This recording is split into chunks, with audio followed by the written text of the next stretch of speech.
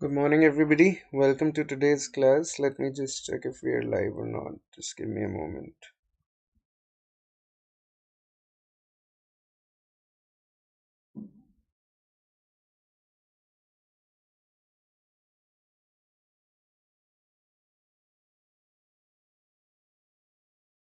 Right, we are live. We are live. So, today I have curated a set of questions pertaining to the impending SNAP exams, right? Symbiosis exams. I think it's on the first optional exam day is December 20, if I'm not wrong. So I've curated a set of questions today that target the pattern or that are in tandem with the pattern of the SNAP exams, right? Just allow me to go to my presentation. Right, and before we delve into the questions, I would like to tell you a little bit about Unacademy. Unacademy is India's largest learning portal when it comes to any kind of test preparation. This YouTube channel is centered around, your management exams such as CAT, GMAT, ZAT, MAT, SNAP, and the likes. I am Prankur Arora. I'm going to be your instructor on this journey of learning, wherein I'll be taking you through multiple aspects pertaining to the verbal ability as well as the reading comprehension portions of these exams. By profession, I've been in the learning industry for a better part of the last couple of years, where I've even had the opportunity to consult with various organizations such as Becton Dickinson India, Interglobe Air Transport, FMC Corporation, ITC Limited, Marico Limited, and the likes. I'm also a published author. Wrote this book called "It's Not Funny" a couple of years back. It's a work of satirical fiction, right? And if you're fond of dark comedy, you should you should check it out. It was even praised by great satirists, comedy legends in our country such as Papa CJ, Biswapati Sarkar. I hold advanced certifications in facilitation from an American organization that goes by the name Leadership Management International. LMI is perhaps the world's largest organization working in the space of transformational leadership, and I co founded this startup called Thought Sutra. Thought Sutra is my endeavor to uplift the arts ecosystem of our country. So, yeah, that's pretty much about me. Welcome aboard this journey of learning. So there are quite a lot of features that add to the Unacademy advantage. Some of those features include giving you access to daily live classes, such as this one, where you get to have real time interaction with the educator, right? So throughout the class, if you want to uh, ask me anything, start a discussion, just hit me up on the chat. And similarly, the Unacademy portal has real time interaction as well. Plus, the question answers there are conducted in the form of live polls, right? So, that's another interesting pattern of conducting question answers. It gives you an adrenaline rush because all the time you're competing for a place on the leaderboard that is broadcast to everybody who's partaking in that lesson. Now, we also conduct regular live tests and quizzes, and the idea of these tests and quizzes is to help you evaluate your performance, right? To help you get detailed perspective, to help you develop perspective about your learning journey, about where you are versus where you want to be in this learning journey. All the courses on the platform are structured courses very much in line with the exam syllabus to help you get the best of everything. And with one subscription to the platform, you get unlimited access to all kinds of live and recorded courses that you can access from the comfort of any of your devices. We have quite a lot of amazing educators on our platform. All of these guys are highly credible people, right? And over the years, they've mentored thousands and thousands of aspirants into various top tier management institutions. Um, when it comes to learning from them, you can start learning from them for free, and then decide whether you want to avail the key benefits that come along with subscribing to the platform or not. Because all of these educators keep on launching new batches, new courses that you can partake in. Plus, language is never a barrier because we've got educators teaching in vernacular languages as well. So if you're not as comfortable in English, I'm pretty sure we can find somebody who will be teaching in a regional language that you were brought upon. A really cool thing about the platform is that you decide your own schedule. You decide what are the kind of courses you want to enroll into, who are the educators you want to be learning from. All that ownership is on you. Um, and throughout the class, you'll see that I'll be scribbling a lot of stuff on the class notes, right? So all these class notes, along with the educator annotations, they're made available to you once you subscribe to the platform. Talking of subscription, these are the various models. You can clearly see that as the time period of the subscription goes up, the cost of the subscription per month goes down dramatically, right? Plus, if you use my name Prankur, you will get an extra 10% off on any of the subscriptions that you go for. If you're preparing for next year, I would highly recommend at least a 6 month or a 12-month journey, because that'll help you develop a lot of perspective about you know that'll help you get comfortable with the pedagogy, right? Because this is not physical learning anymore, so you've got to get comfortable with virtual education and understand the platform to make the best use of it. uh, it'll give you the time to develop comfort level with the subjects as well as the educators that you start learning from, right? So there's that, and I would really recommend at least a 6 month journey. And if you use my name Prankur, you will get an extra 10% off. Right, having said that, let's begin with the first question of the day. Right, so sober, sometimes serious Sam smiles on silly things is what? Right, so we can clearly see that it is a, look at the options: hyperbole, assonance, anaphora, alliteration. Right, so if you understand all these literary devices, you'll be able to solve this question pretty easily. Right, I'll give you 30 seconds to think and then we'll discuss this question.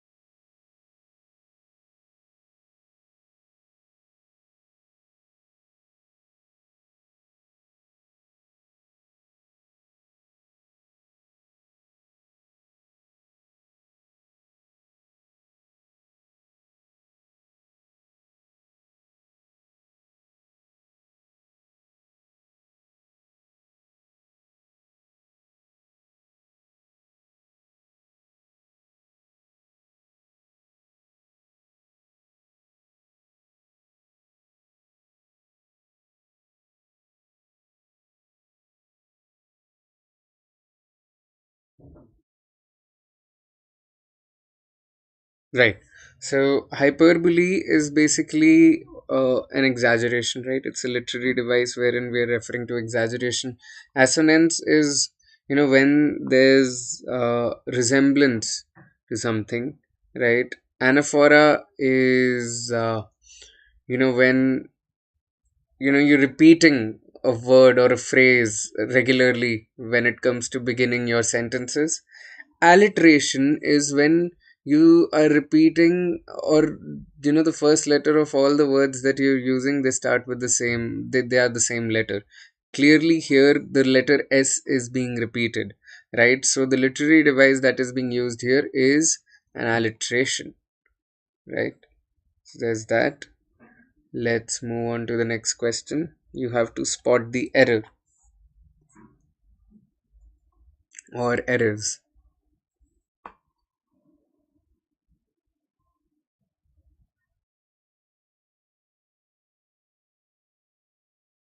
Standing on the top of the tower,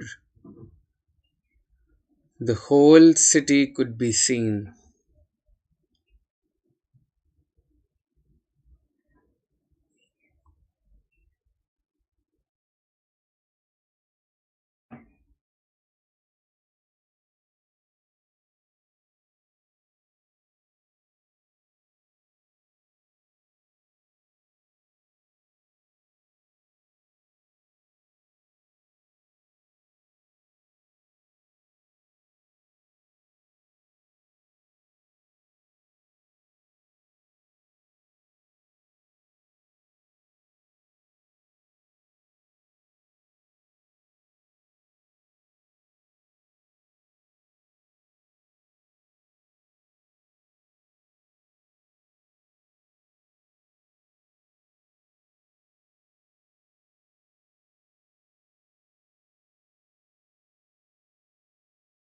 Right. Standing on the top of the tower, we can clearly see that the sentence begins in the present tense.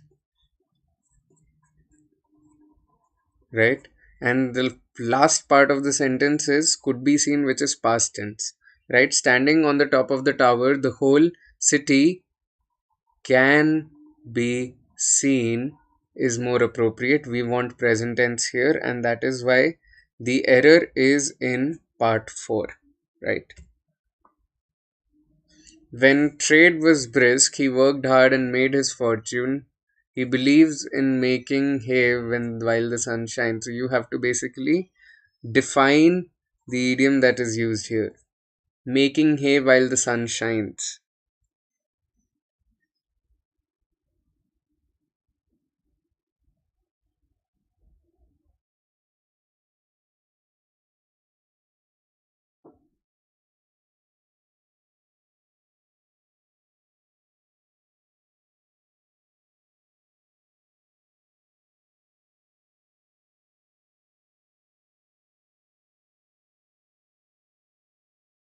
Making hay while the sun shines. They look at all the options, taking advantage of a favorable opportunity.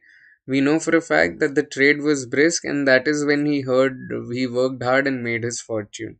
Earning money through dishonest means, there are no dishonest means here. Earning money at the cost of others, are we doing it at the cost of others here? No. From try to decipher it from the meaning of the sentence, right? Taking advantage of inflationary trends.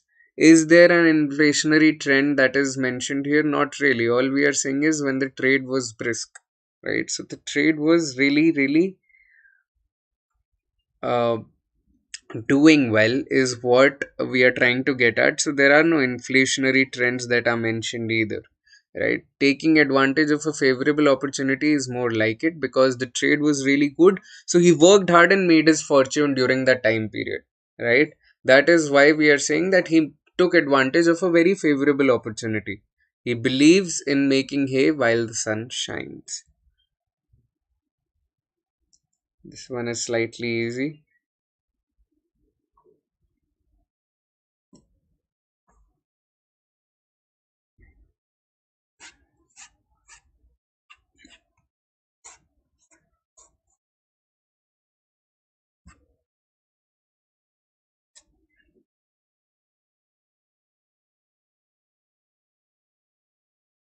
The angry hockey players gave vent to their feelings.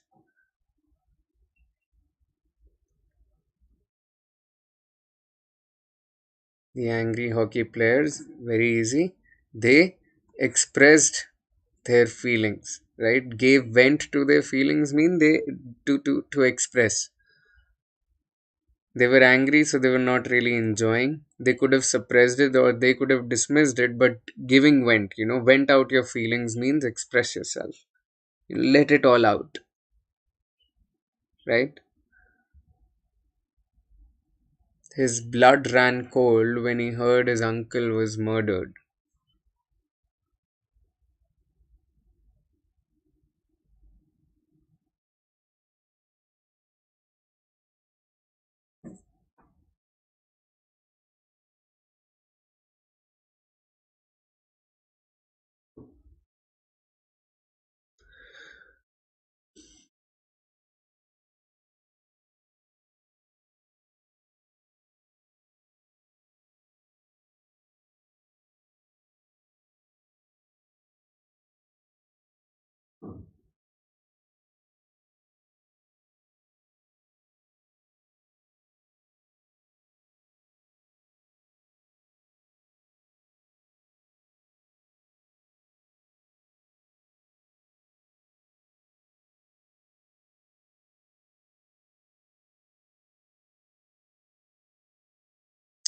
Blood ran cold is when a person is very, very scared. They're scared out of their mind, right? And that is why he was frightened, is more appropriate, right? He was not horrified. Horrified is also scared, but it is scared when you're there's horrified के word से ही पता चल रहा है, right?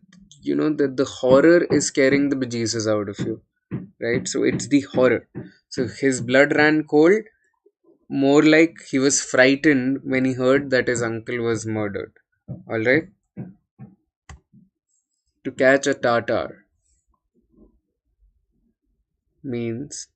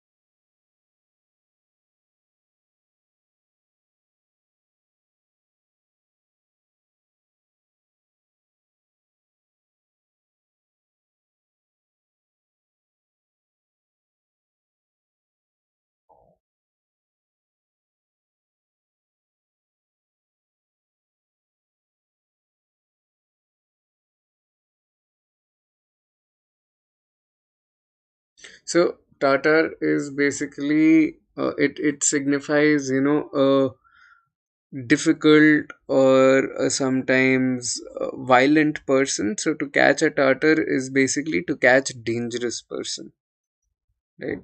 Somebody who's formidable, somebody who's slightly violent, somebody who can do a lot of harm, right? That is what to catch a tartar means. The singular of the word scarves is spelt as, right? So you must be getting some semblance of the kind of questions you can expect when it comes to the snap exam, right? It is a general English exam wherein you'll have synonyms, antonyms, you have spelling correction, you have spotting error questions, and then there are sometimes reasoning questions as well. You can expect one or two parajumbles, one or two critical reasoning questions. Then there's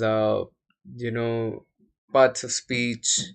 There's reading comprehension as well. You will get at least two passages, right? So yeah, all in all, it's easier, relatively easier than cat or than zat for that matter.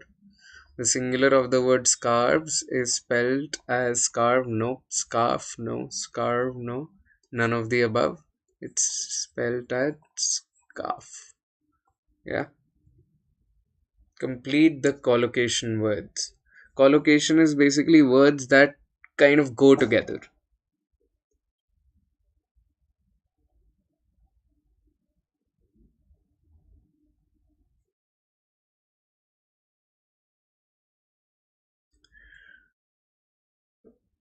Nuclear weapon, atomic weapon, molecular weapon, electronic weapon,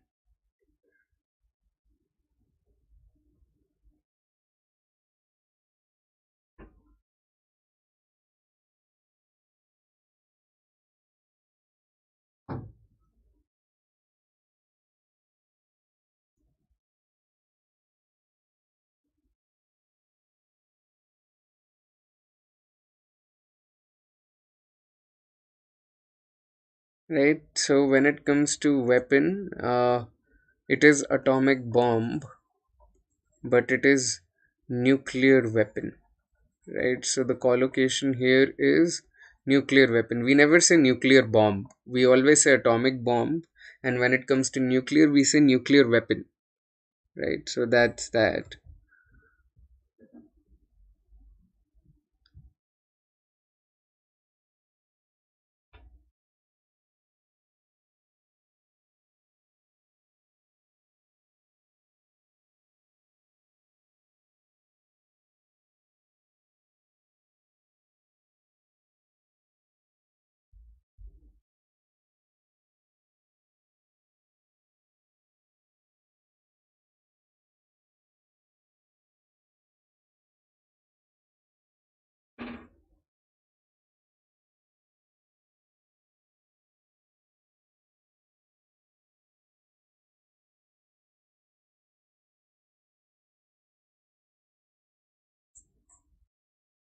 Complete the collocation. We always say seminal research.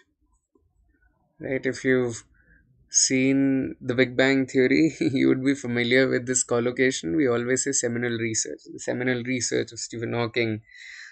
Uh, you know, these guys went to the North Pole to do some seminal research. Yeah.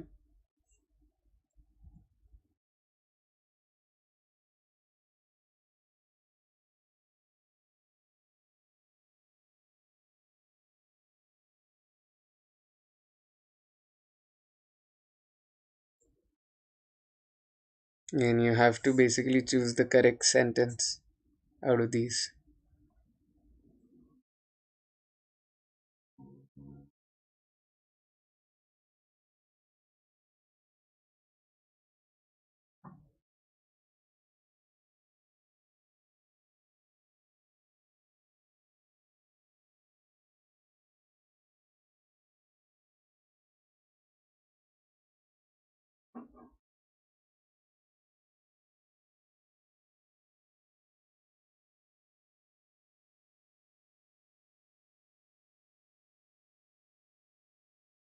So look at them, right? It is 2 p.m. in the afternoon. It is 2 p.m. It is 2 p.m. in the noon. It is 2 o'clock in the afternoon.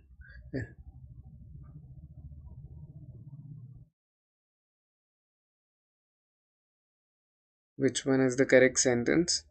So it is 2 p.m. in the afternoon is clearly redundant,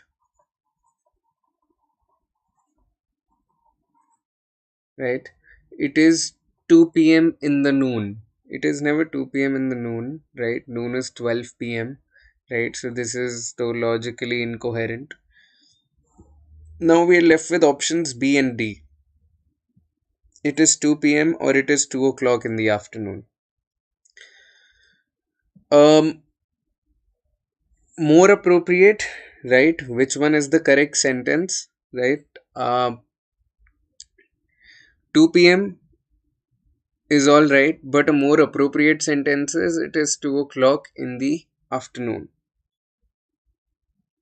right? It is 2 p.m. is casual English, whereas it is 2 o'clock in the afternoon is more appropriate English. So that is why we'll go with option D over option B. When it comes to colloquial casual English, we often end up saying, yeah, it is 2 p.m. or it is 3 p.m., right? It is 2 o'clock in the afternoon is where we is something that we can say for a fact is more appropriate, more compact, more correct English, more correct usage. Let's look at a parajumbles question now.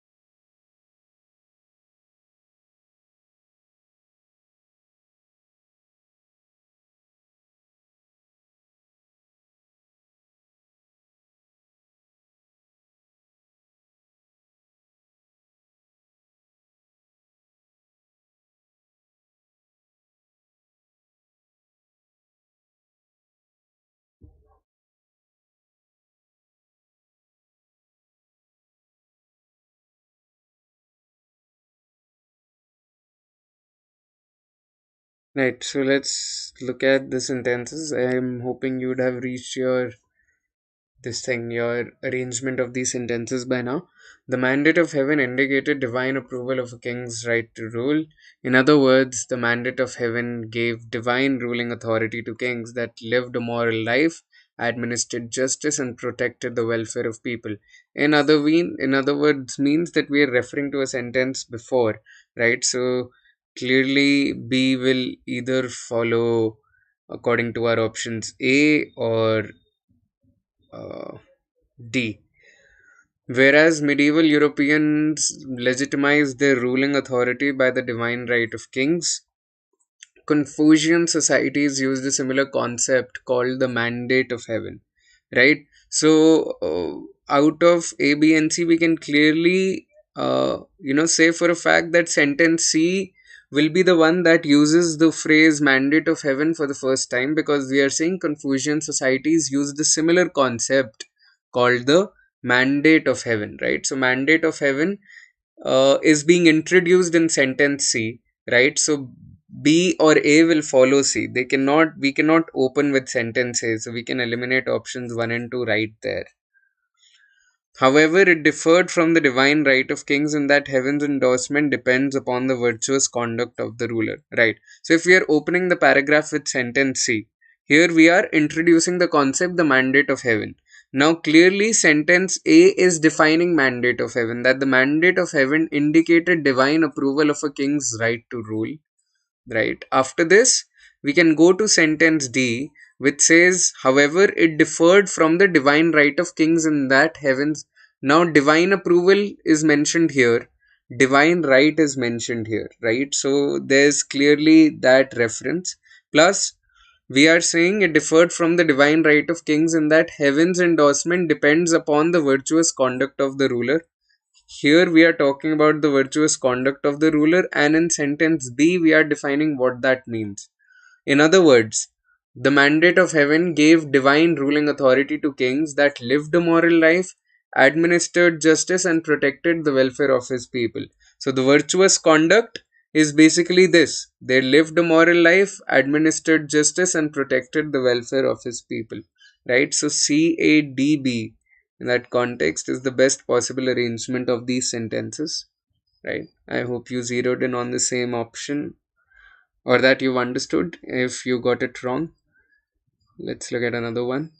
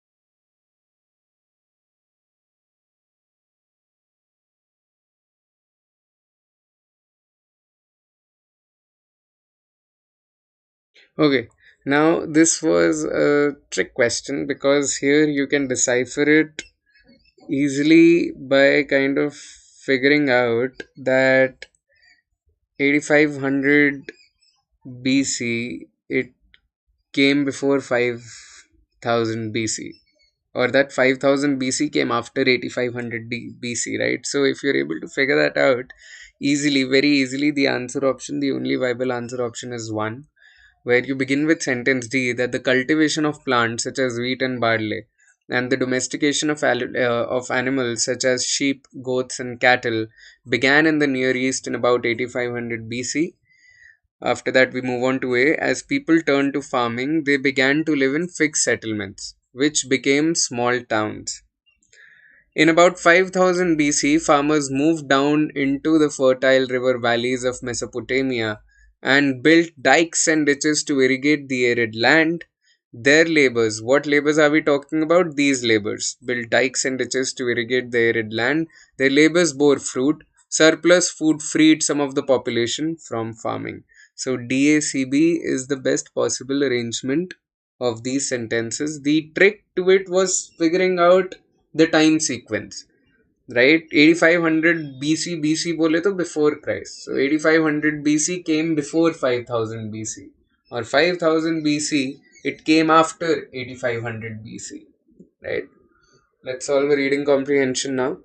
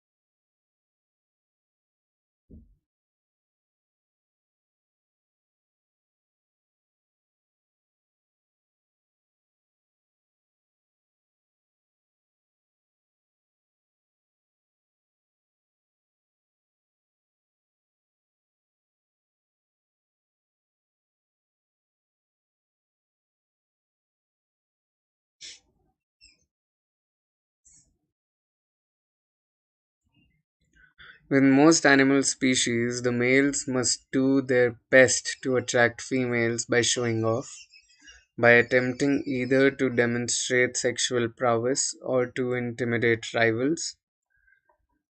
A new study, however, suggests that males are actually submitting to a more genetic imperative. By displaying their most prized attributes or talents, hopeful males do the best they can to show off superior genetic qualities that lesser males cannot mimic. Biologists at the University of Missouri conducted this new study by analyzing the mating calls of the great tree frog. Right, so the subject of this comprehension here, firstly, we are referring to what males in various species tend to do, right? And then we refer to a new study here, that a new study, however, suggests that males are actually submitting to a more genetic imperative, right? And then we reveal that the study was about the great tree frog. Females have been shown to gravitate toward males whose calls last longest, and it has long been theorized that a male's lengthy mating call is linked to superior fitness and energy. Second paragraph.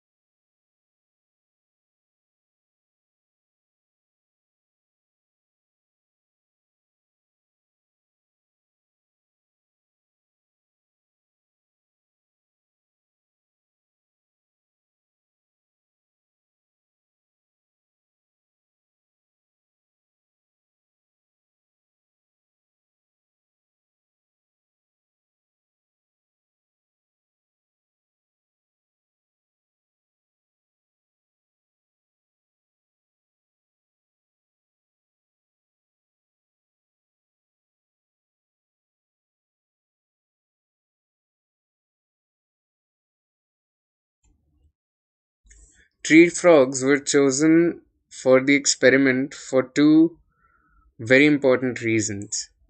Since frogs fertilize their eggs externally, it is easy to trace the genealogy of each tadpole. Secondly, male frogs are utterly uninvolved with raising their offspring. This allows the scientists to address the nature versus nurture conundrum directly by removing any chance that the tadpoles are learning anything from their fathers. Whatever strength or weakness the offspring displays, that characteristic must have been passed down through the father's genes. So, very clearly, we are here in this paragraph expressing the reason behind choosing the grey tree frog, right? They've basically listed down two very important reasons. One is that they fertilize their eggs externally, right? So it is easy to trace the genealogy. And the second is that they are utterly uninvolved in raising the offspring, right? So any characteristic that a tadpole shows, that must be genetic, that is not basically nurtured, right? It is natural, it is nature. The concluding paragraphs now.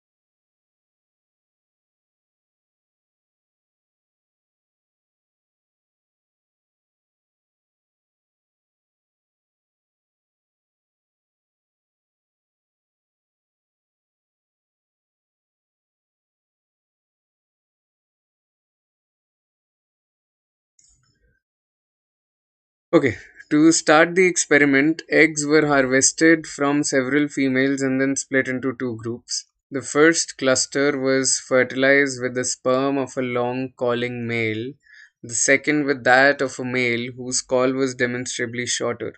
The scientists compared the progress of all tadpoles with different fathers but the same mother. Mating calls are strictly a male trait. So, the biologists later planned to compare the mating calls of certain males with those of their male offspring, right? So, now you are basically discussing the procedure of the research here. The results were astounding. The physical characteristics of all the male tadpoles were virtually identical at first, but within weeks, the children of long calling males grew into faster and stronger tadpoles, who eventually would metamorphose into frogs much sooner than the offspring of short calling males. Such a finding lends credence to the theory that calling is an honest and reliable indicator of a genetic quality, right? So we first discuss the procedure and then the concluding results from the research, right? Let's switch over to the questions now. The first question,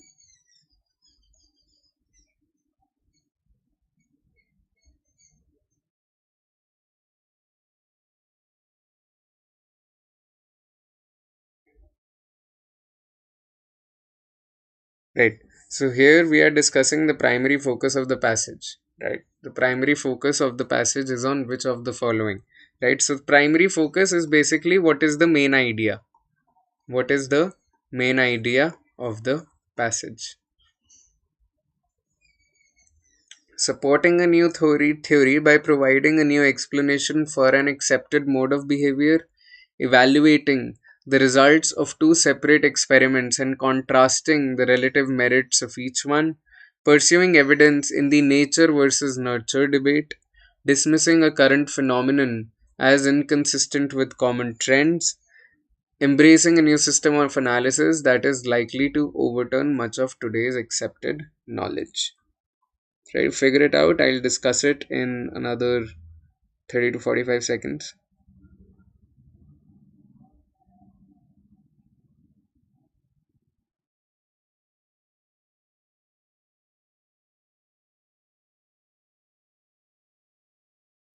See, the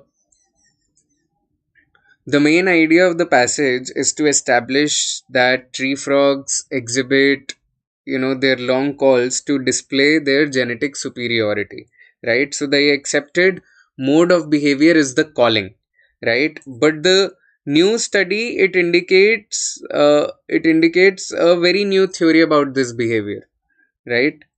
The new study, it indicates a very new theory about this behavior. So that is where option A kind of looks a very apt answer, that we are supporting, the main idea was supporting a new theory by providing a new explanation for an accepted mode of behavior. The accepted mode of behavior is what? That tree frogs exhibit long calls, right? But the idea is that the accepted mode of behavior is the calling. Now, the study is indicating a new theory as to why they call, right? They call to establish genetic superiority, right? When you look at option E, embracing a new system of analysis that is likely to overturn much of today's accepted knowledge, the it is along the same lines, but its assertion that it will overturn much of today's accepted knowledge is just too extreme. And we know for a fact that when it comes to reading comprehensions, we try to avoid extreme options, right? So we eliminate the last option there. Um, there was only one experiment, there were no two separate experiments, so we eliminate B there. When it comes to C, pursuing evidence in the nature versus nurture debate, it is mentioned, but it's not the chief concern of the passage, right? Nature versus nurture was just one of the findings, it was not the chief concern of the passage, right? Dismissing a current phenomenon as inconsistent with common threads, again, uh, it shows importance of new findings, it does not really dismiss them, right? Dismissing a current phenomenon, not really. That is not what the passage's chief concern was. A was the passage's main idea in all likelihood, right? So let's look at the next question. According to the passage, which of the following is an accurate statement about the great tree frog?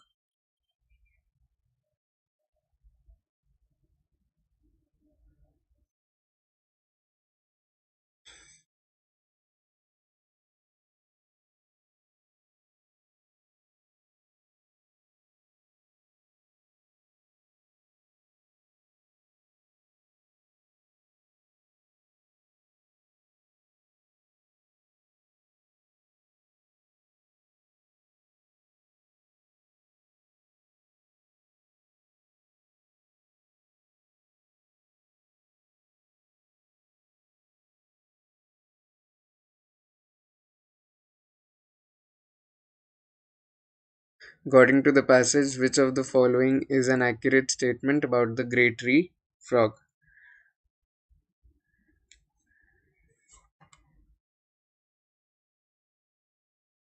Females teach their offspring to fend for themselves in the wild.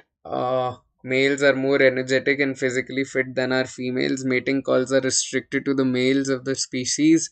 Offspring acquire more of their genetic information from their mothers than their fathers, and the mating call of the female is hardly distinguishable than that of the male. We don't know that females teach their offsprings anything, right? We only know that the males don't really teach them anything, right? I'll take you back to the passage. Uh, right. This allows the scientist to address the nature versus nurture conundrum directly by removing any chance that the tadpoles are learning anything from their fathers. Whatever strength or weakness the offspring displays, the characteristic must have been passed down through the father's genes. Right? So we know for a fact that males don't teach them anything. Females teaching them anything is not really mentioned in the passage. We'll eliminate option A. Option B is males are more energetic and physically fit than our females. Again, passage never says anything about this, so we can eliminate this. C. Mating calls are restricted to the males of the species. Let's go back to the passage. Mating calls are strictly a male trait, right? So this can be clearly inferred from the passage. So C is the correct answer. When it comes to D, offspring acquire more of their genetic information from their mothers than their fathers. Again, it is never clarified. Passage never says anything about this. When it comes to E, mating call of the female is hardly distinguishable from that of the male. Uh, Mating call is strictly a male trait, right? So again, we can eliminate this option right away. Mating call of the female is not really mentioned. Mating calls are strictly a male trait, so C is the more appropriate option. Let's look at the last question of the day now. The passage suggests which of the following about the male tree frog?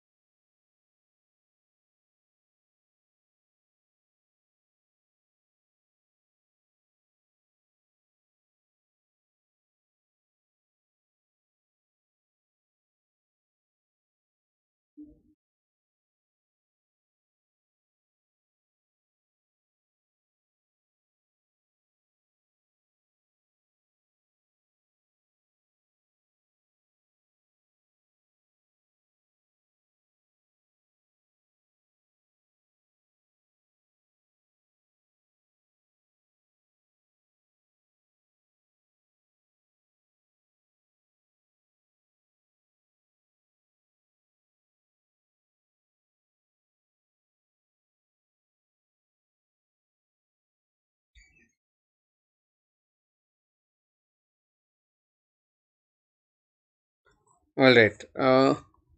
The entire passage was establishing, or was kind of trying to establish a link between a long mating call and genetic superiority, right? And from the information, it's kind of feasible to infer that a shorter mating call is kind of tantamount to genetic or physical inferiority, right? So option C in that context looks like a very appropriate option, that a male that exhibits a demonstrably shorter mating call is probably also betraying its physical inadequacy, right? Look at option A. It is now no longer prudent to assume that the length of a frog's mating call is linked to its sexual prowess. It is too extreme because the passage never asserts that the old information is completely useless. Alright, so we can eliminate option A there. When it comes to option B, some females are attributed to long calling males because of their quality of parenting. That these males, see, B is false because male frogs are utterly uninvolved with raising tadpoles, so we can eliminate option B there. When you look at option C, a study comparing tadpoles with the same father but different mothers would yield similar results. There's no information about the passage about this in the passage, so it is kind of out of scope. A frog that is unable to sound a mating call will never reproduce. Uh, Again, it is also an assumption that is never justified in the passage, so we'll not really comment on this. C, therefore, looks a very feasible option, that a male that exhibits a demonstrably shorter mating call is probably only betraying its physical inadequacy, right? So it's feasible to kind of infer that a shorter mating call is tantamount to genetic or physical inferiority, right? So C, in that context, becomes the best answer. With this, we wrap up today's class. Thank you so much for tuning in, everybody. Hope you had fun solving the questions that I had curated for us, right? Yeah, I'll be back with some more curated practice. Till then, stay safe and stay strong. See you guys. Thank you so much for tuning in. Bye bye.